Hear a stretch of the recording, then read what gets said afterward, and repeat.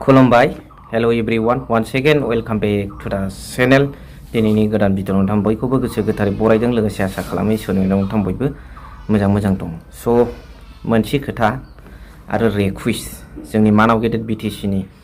दैदेनगिरि बिथांमोनखौ मोनसे रिक्वेस्ट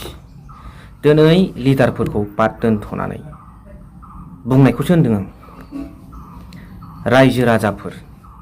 जायफोर UPPL खौ सापर्ट होआथों मानो दिनै लान्दा खान्दा जानानै दं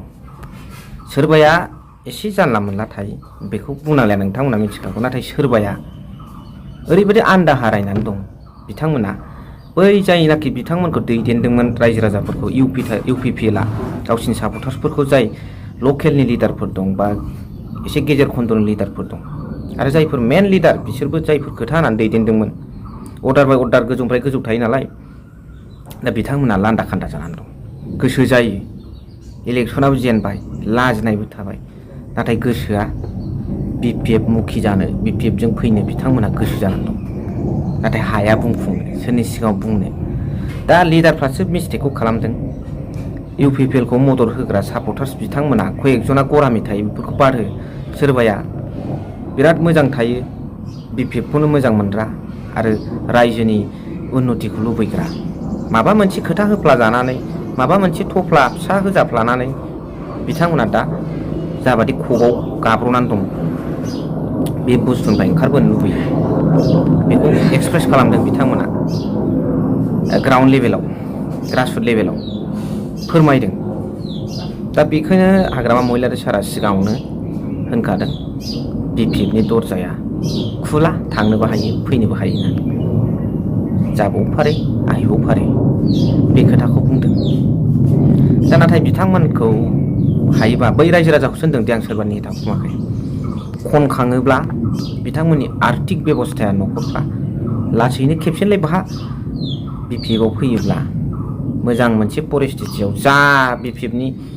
समर्थक रायजो राजाफ्रा एसेबाबो मोनदों बेखौ मोनफागोन आरो नङाब्ला गोदोथारनानै थाहैनाय जागोन 5 बोसोरा 5 बोसोरनि उनाव मा आं बेखौ बुंनो थाङाखै 5 বছৰত পিছত কি হ'ব মই এইটো ক'ব নাযাওঁ এতিয়া বৰ্তমানত প্ৰেজেন্টত যি চলি আছে BPF দলৰ সরকার BTC সরকার এই BTC সরকাৰৰ পৰা 5 বছৰলৈকে আমি কিছু নহয় কিছু পাই থাকিব এইটো প্ৰমাণিত बे फोरमान दा बेखायनो बिथांमोनखौ हायोब्ला जों दिनै जयेन्टनि बायदिसिनानि लाइन गैथ'ब्लाबो लाबोनानै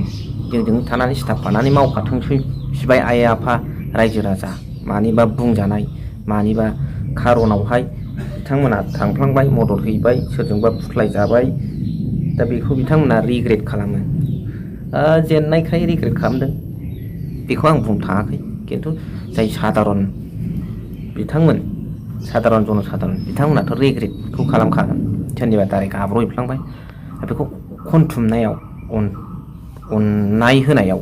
जेबो लस थाया आं बेखौ सानो टटेल सुबुंफोरखौ नाथाय सोरबा लिडार सोरबा एसे फाख्रादब बेफोरखौ नङा रायजो राजाखौ बेनो आंनि रिक्वेस्टआ मा सानो कमेन्ट सेक्सनाव जरुर फोरमाय थेंक इउ भेरि माच फर वाचिं लाभ इउ